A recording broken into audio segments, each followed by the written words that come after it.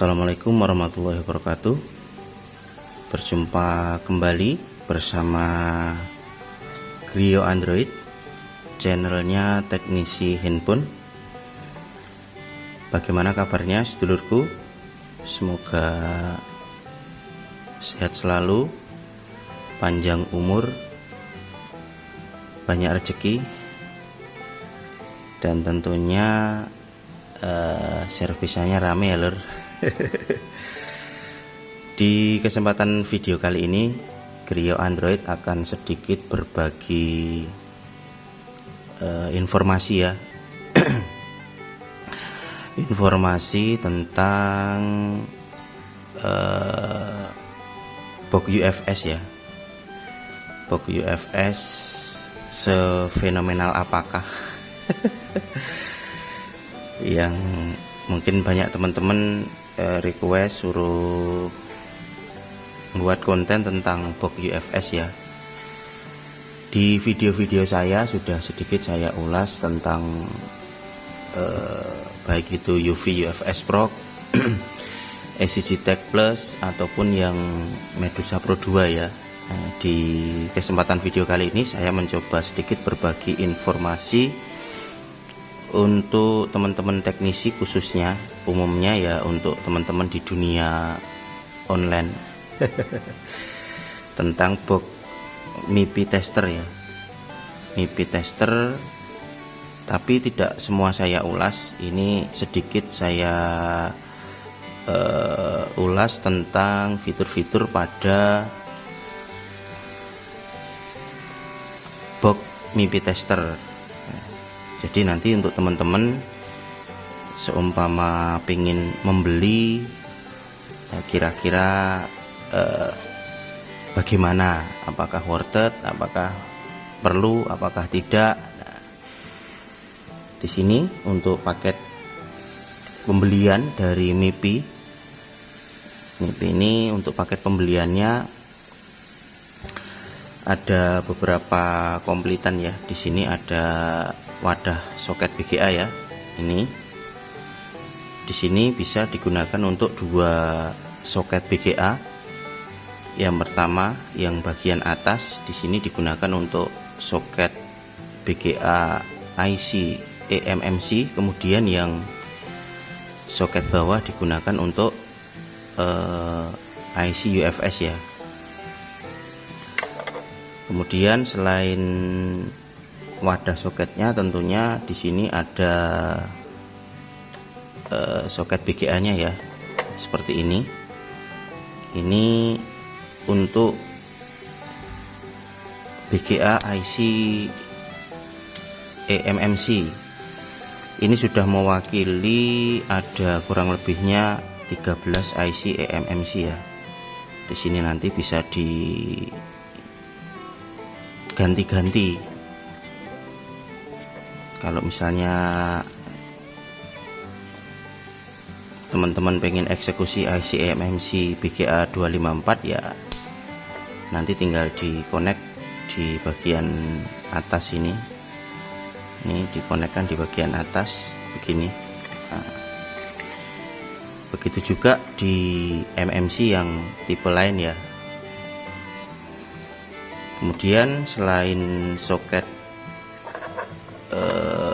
BGA, di sini juga ada paket pembelian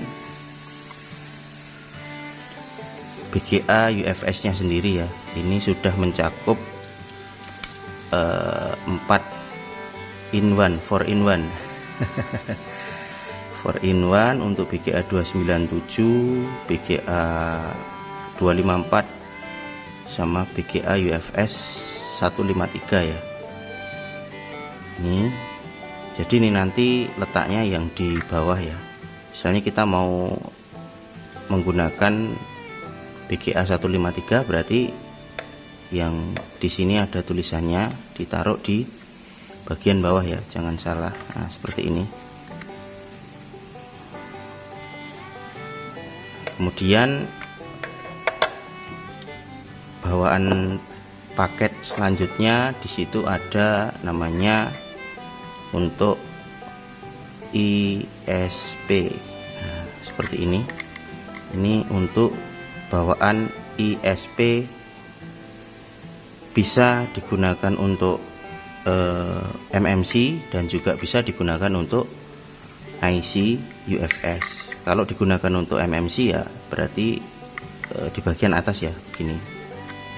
Nah, kalau digunakan untuk UFS berarti nanti ditaruh di bagian slot yang bawah gini.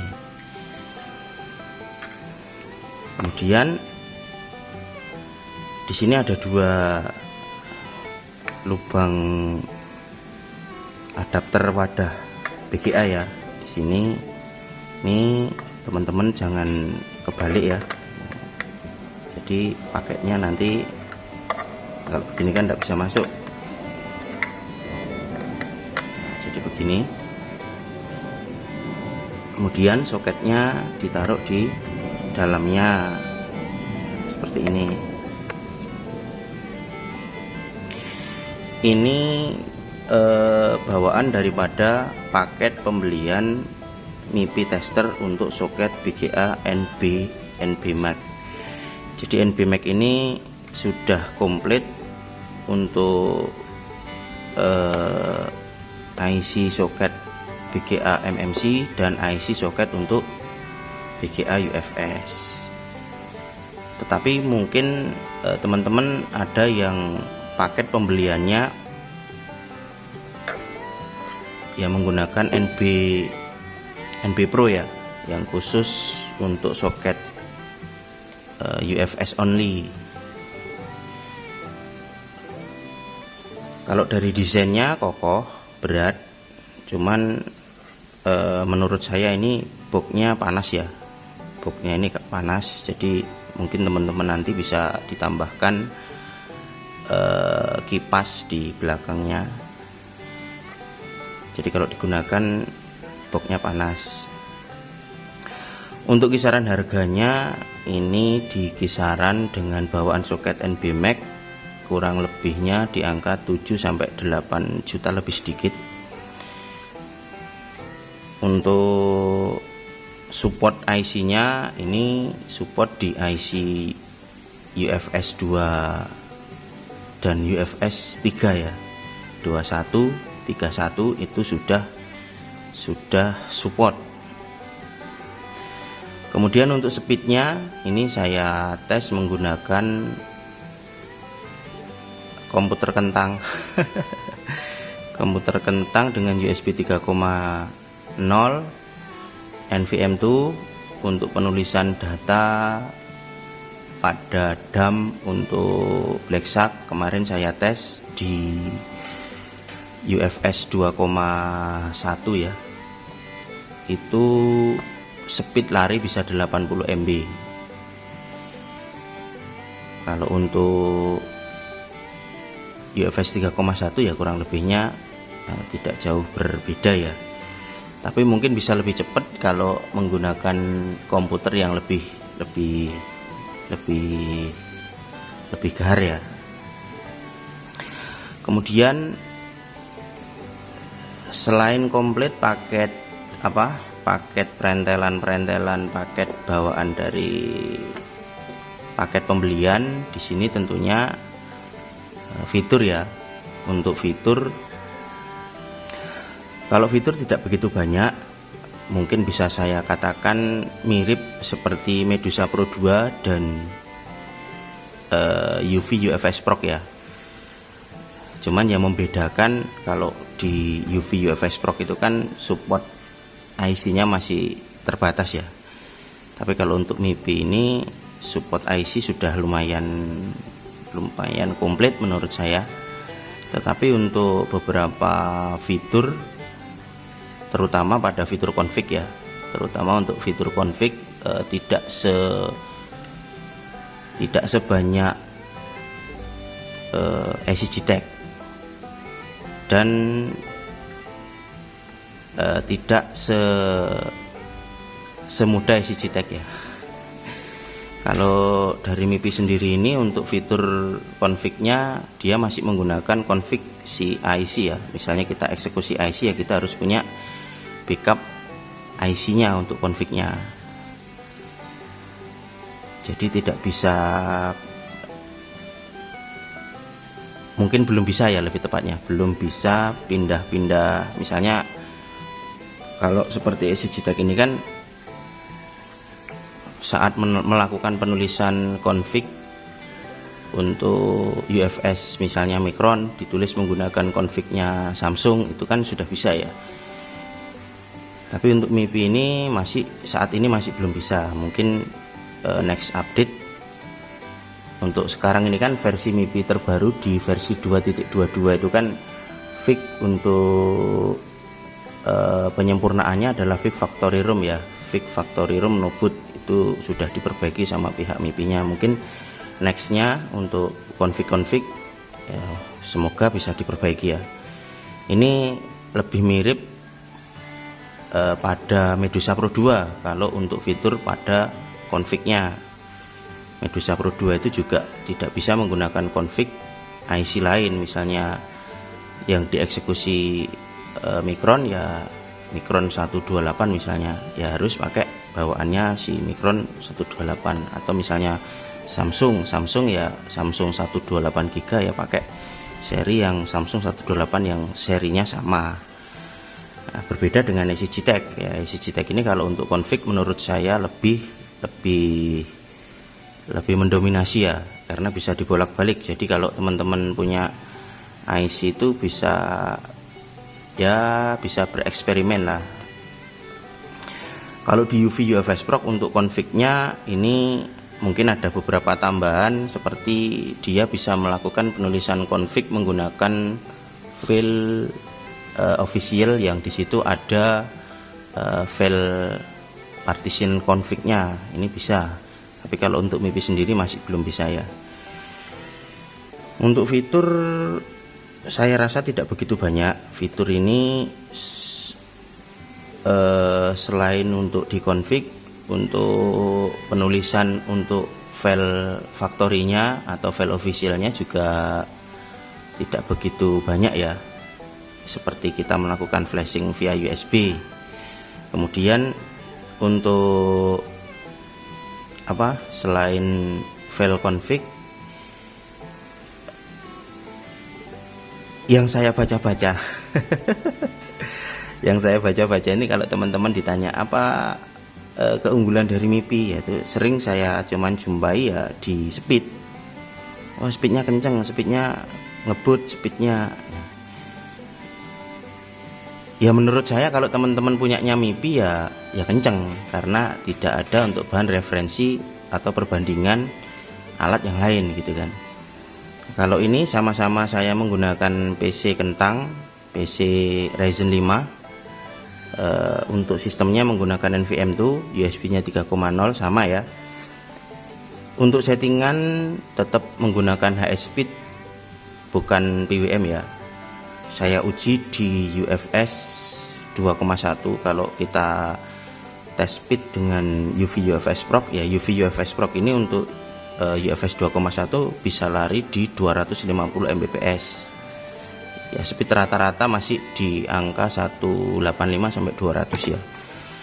Nah, tapi di MIPI ini maksimal di 80 Mbps di UFS 2.1, karena kan saat ini UV sendiri speednya untuk UV sendiri ini untuk support dari IC UFS ini masih terbatas ya. Kalau saya bandingkan dengan Medusa Pro 2 mungkin sedikit lebih mirip untuk speednya. Speed Medusa Pro 2 itu ya di komputer yang sama dengan koneksi di HS Speed ya, bukan PWM Speed ya, itu juga lari di angka 80-90 rata-rata. Kalau Medusa itu bisa turun, kalau posisi nulis mungkin setengah jalan itu ya bisa turun sampai 80. Misalnya kita nulis partisi super itu bisa turun di 50 Mbps ya kalau di speed. Kemudian keunggulan yang lain apa ya, mungkin berat ya, terus kelihatan mewah mungkin. Tapi kalau untuk fitur menurut saya ya dengan harga 8 juta hampir 9 juta ya mungkin ya masih belum lah, menurut saya belum mengena. Tapi seumpama misalnya di angka 4 atau 5 juta ya layak. Tapi kalau masih di atas 7 juta ya mungkin perlu pertimbangan untuk teman-teman yang baru ingin terjun di dunia per UFS-an. Karena nanti dijumpai pasti banyak-banyak perbandingannya. Mungkin teman-teman membandingkan di konfig-konfignya MMC. Jadi untuk UFS sendiri itu berbeda ya. Ya dikarenakan saat ini di latest version di 2.22 ini kan masih belum begitu banyak penambahan fitur. Tapi tidak tahu, mungkin ya harapan kita ya, mungkin kedepannya bisa banyak penambahan fitur-fiturnya. Apalagi ya kalau ditanyakan fitur saya bingung menjawab, karena untuk fitur sendiri ya ini cukup sedikit ya, tidak banyak, mirip-mirip dengan UV UFS Pro. Jadi untuk fitur ya belum begitu banyak, mungkin lebih diperamping untuk fiturnya. Selain untuk flash mode cabut IC ya, kelebihan MIPI ini belum mengena di hati saya. Kalau ESI menurut saya masih, untuk saat ini fitur masih the best. Apalagi sekarang ini ya bisa untuk fitur yang unlock OTP ya, sama untuk setting RF clock config-nya ya. Ini menurut saya itu salah satu fitur yang sangat keren dan sangat luar biasa sekali. Jadi ketika teman-teman pengen melakukan pergantian IC UFS ya, kita bisa bereksperimen, bisa memodifikasi config. Nah, termasuk kita juga bisa membuat config untuk clean config, itu juga bisa menggunakan EasyGTech Plus. Oke, mungkin bagi teman-teman nanti bila ada fitur-fitur yang mungkin ya bisa dituliskan di kolom komentar ya. Dan bagi teman-teman yang belum like, comment, dan subscribe, silahkan klik tombol like dan subscribe-nya. Dan bila ada fitur-fitur yang mungkin bisa disebutkan silahkan tulis di kolom komentar ya. Jadi kesimpulannya, di antara banyak software box UFS itu ya saling melengkapi ya, dan menurut saya ya tidak ada yang paling sempurna. Misalnya pakai ESI ya, dari fitur, dari config, dari fitur-fiturnya ini banyak, tetapi ya ada beberapa fitur yang mungkin belum sehebat MIPI. Contohnya ya untuk speednya mungkin ya tidak sekencang MIPI. Nah, begitu juga mungkin UV UFS Pro ya, sebenarnya secara fitur sudah lumayan, tetapi masih di sini terkendala beberapa IC yang masih belum support ya. Semoga harapan kita, khususnya para teknisi, ya semoga segera pada update, baik itu MIPI, ESI ataupun UV UFS Pro ataupun alat-alat yang lain. Jadi kita bisa lebih sering bereksperimen. Oke lur, mungkin sedikit ulasan-ulasan tentang MIPI tester. Bila teman-teman nanti ada fitur-fitur atau ada keluhan-keluhan, oh ya sedikit lagi saya sampaikan untuk MIPI sendiri, jika teman-teman baru membeli atau boxnya baru datang, baru nyampe, di sini masih menggunakan versi firmware yang versi 1.320 ya, itu versi firmware yang fix ya. Jangan diupdate ke versi 1.3.30, nanti bisa terkendala boxnya tidak bisa connect ya. tidak bisa terbaca di komputer. Jika teman-teman mengalami kendala seperti karena efek update firmware, nanti bisa inbox saya, insya Allah saya bantu ya. Saya bantu, saya remote. Tidak ada jasa, ya cukup remote aja biar boxnya bisa digunakan lagi. Oke lur, sekiranya saya cukupkan ya sedikit tentang pembahasan MIPI box yang katanya fenomenal. Alatnya sefenomenal apakah? Bagi teman-teman yang masih penasaran, silahkan beli atau minjem untuk mencoba fitur-fiturnya. Oke lur, mungkin itu yang bisa saya sampaikan. Bila ada yang perlu ditanyakan, silahkan tulis di kolom komentar. Dan videonya jangan di skip-skip ya lur. Selalu pantengi channel Griyo Android, channelnya teknisi handphone. Saya akhiri, wassalamualaikum warahmatullahi wabarakatuh.